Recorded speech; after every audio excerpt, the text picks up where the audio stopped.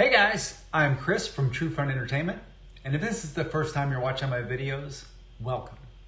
I am currently porting Mortal Kombat to the Atari Jaguar, and today Beta V2 is officially launched, and it's available now for my Patreon supporters at that true tester level. So if you guys have been waiting for a big release before trying out the game, this is the release for you. First and foremost, the game now runs at 60 frames a second on real hardware. And this is a huge feat. Since the early pre-alpha releases, I have always made it a priority to work on performance. And I've been chipping away at it, but I found a crucial change that made all the difference in the world.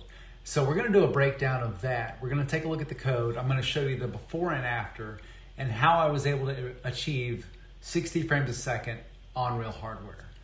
Along with that, we've got a lot of other updates. The reptile fight is now in the game, along with the hints where he pops down, and then on the pit you can unlock him.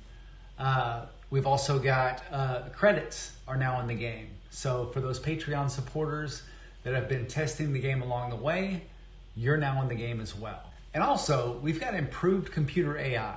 The source code to Mortal Kombat 2 was leaked a few years ago. So I took that source code and gave it to ChatGPT. And I said, here's my source code, here's MK2's source code.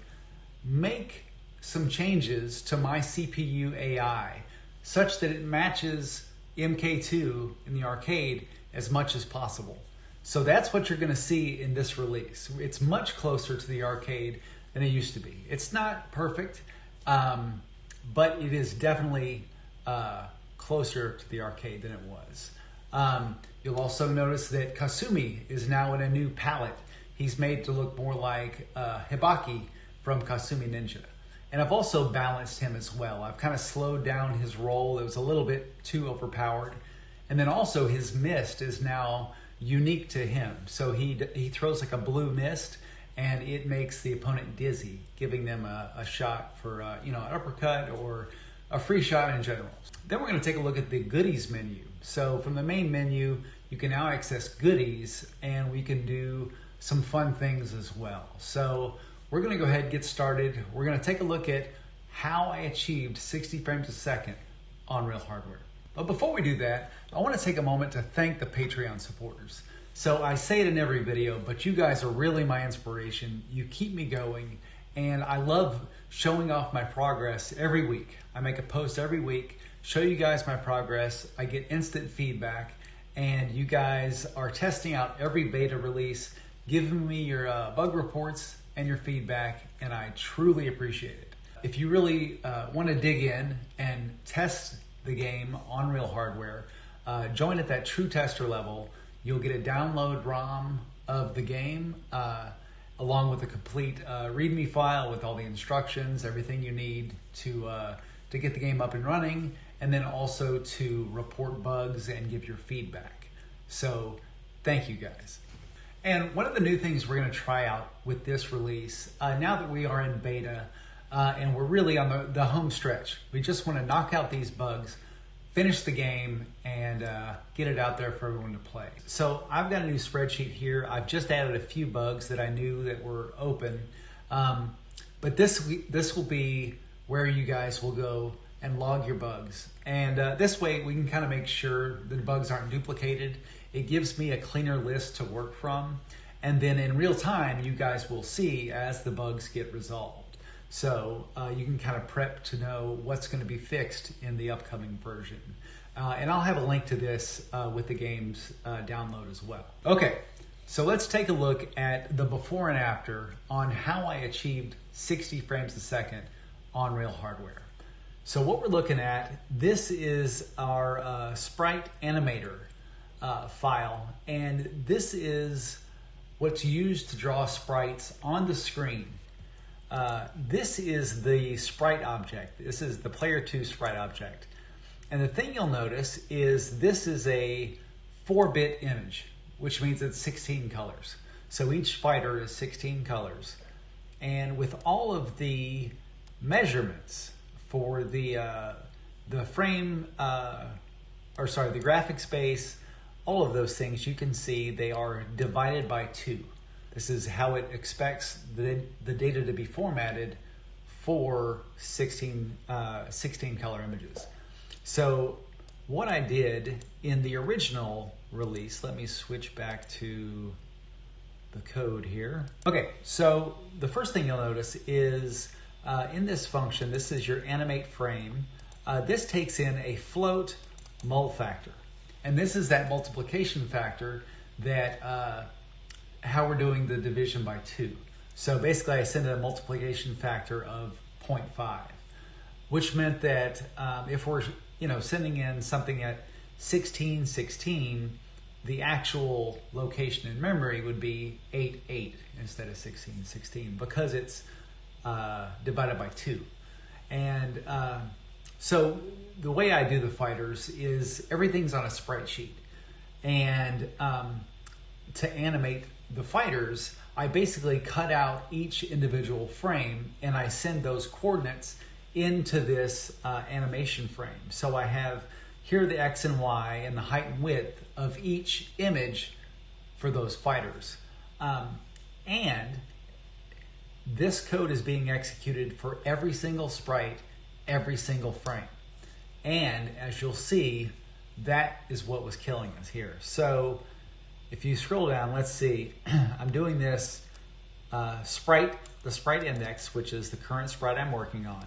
The graphics base was being calculated by taking the base and adding the frames X, which is where this current frame of animation is on the sprite sheet. And it's multiplying it by this mul factor. Running multiplication is 9 times slower than a bit shift, as I learned. So now, if we scroll up, I'm taking in this bit shift, which is just an integer and the value is 1. But here's where the real magic is that this graphics base is now plus the X value bit shifted by 1. And that is 9 times faster than what we were doing before. And it really made a difference because it affected every single sprite, every single frame. So, pretty cool stuff. I am relieved that we're actually seeing the game perform as it should on real hardware. And there was a discrepancy between, the emulator version was running at 60 frames a second always. But on hardware, it was running at 30 frames a second. So I had to speed things up to look right on real hardware. And it left a discrepancy because then the game ran too fast in the emulator. So that is no longer a thing. So the emulator and the hardware now match. In fact, the game feels really good. It feels smooth, it runs well, and I look forward to hearing what you guys have to say about it. The next thing I want to take a look at is Reptile. Like I said, Reptile, the fight is now in the game. So let's take a look at the hints.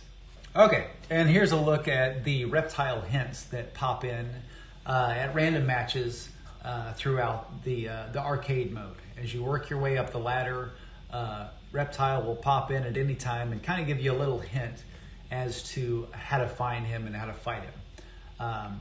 As you guys may know, to fight Reptile, you have to do it at the pit. There has to be a little figure floating in front of the moon. You have to get a double flawless with a fatality without pressing the block button. So if you meet all that criteria, you'll get that you'll get a little message that says, "You have found me, now prove yourself." And you fight Reptile at the bottom of the pit. So it's tough, trust me. Getting a double flawless, not hitting block, and getting the fatality on the pit is not easy. So good luck. So the next thing I want to show off is the new goodies menu. So as I said, check out the credits. Those are now there. But now under options, you now see goodies. We have extra finishing time, so that gives you more time to do the fatality. we've got one button fatalities. You guys have been asking these for a while. So as soon as if this is enabled, as soon as it says finish him, you press any button and it will automatically do the fatality for you. So it's pretty cool, fun stuff. And I have moved the soak test down to the goodies as well. The soak test is where the computer plays itself. This is really just to make sure that there's no memory leaks in the game. It can run consistently. It'll just run match after match. And we want to make sure the game doesn't crash. I wanted to keep this short and sweet so you guys can hop in, get the game downloaded, test out Beta V2 running at 60 frames a second. And we've got our new spreadsheet, like I mentioned, for all the bugs. We're going to make sure we're all on the same page.